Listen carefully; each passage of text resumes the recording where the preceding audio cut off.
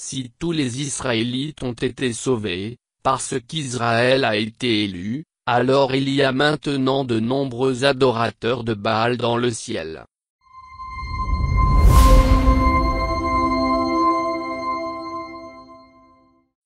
Les chrétiens de nos jours définissent généralement l'élection en disant que Dieu choisit qui sera sauvé. Certains déclarent alors un corollaire évident, que Dieu détermine ainsi qui ira en enfer. En parlant de prédestination, certains expliquent que tout le monde mérite d'aller en enfer, mais, heureusement, Dieu en choisit quelques-uns pour être sauvés, de sorte que les autres partent en enfer par défaut. D'autres tiennent à la double prédestination, disant que Dieu choisit activement de sauver certains et d'en damner d'autres. Moi-même, je ne me soucie d'aucune de ces positions, car je pense que les deux comprennent fondamentalement mal ce que signifie l'élection. Tous les credos théologiques et les déclarations doctrinales sur l'élection reviennent finalement à l'Ancien Testament vers des passages tels que Deutéronome 7, 7 et 8 qui disent « L'Éternel a placé son amour sur vous en vous choisissant ». Posons la question, Israël a-t-il été élu? Certains répondent, bien sûr, ils étaient élus, car Dieu les a choisis et n'a pas choisi les autres nations. Posons une autre question, devons-nous définir l'élection comme l'équivalent du salut? Certains répondent, puisqu'Israël a été élu, les Israélites ont été élus, et puisque les élus sont sauvés, les Israélites ont été sauvés, n'est-ce pas?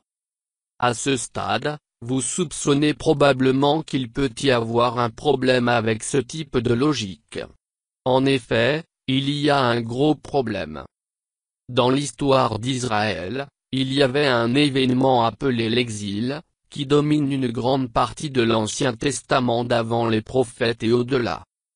Dieu a d'abord envoyé les 10 tribus du nord en exil en Assyrie en 722 avant notre ère, et plus tard les 2 tribus du sud en exil à Babylone à partir de 597 avant notre ère.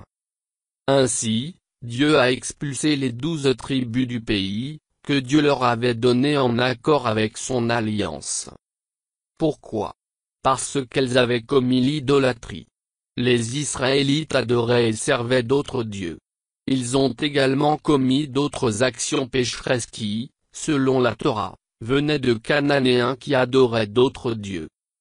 Si tous les Israélites ont été sauvés, parce qu'Israël a été élu, alors il y a maintenant de nombreux adorateurs de Baal dans le ciel.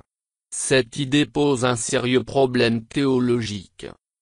Le Dieu de la Bible ne tolère pas l'adoration donnée à d'autres dieux. Les Israélites qui adoraient d'autres dieux n'ont pas été sauvés, car l'élection n'est pas le salut. Bien que le chrétien moyen pense toujours que l'élection mène au salut, ce n'est pas ainsi que l'Ancien Testament décrit l'élection.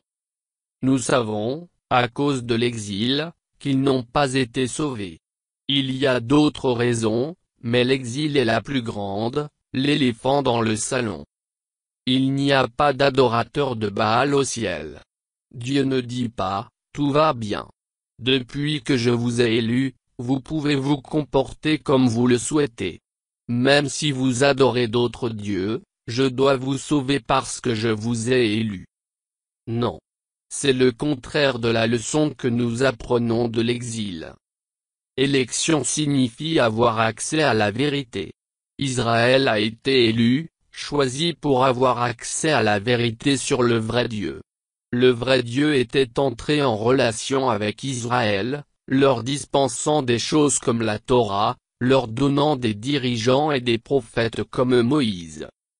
Seule la nation d'Israël recevait de Dieu l'accès à la vérité à son sujet. Aucune des autres nations n'avait cette vérité. Ainsi, la nation d'Israël était censée montrer et enseigner aux autres nations le vrai Dieu. D'autres nations se renseigneraient sur les miracles que Dieu a accomplis pour Israël, apprenant à son sujet des Israélites. Israël devait conduire les autres nations loin de leur faux Dieu vers le vrai Dieu, car Israël seul avait accès à la vérité. Pourtant, tout Israélite a dû faire un choix. Ils devaient choisir de croire que leur Dieu, Yahvé, était le vrai Dieu, le Dieu très haut sur tous les autres dieux. Chaque Israélite devait faire ce qu'il avait dit aux autres nations de faire, c'est-à-dire refuser d'adorer un autre Dieu. Et il devait maintenir cette conviction.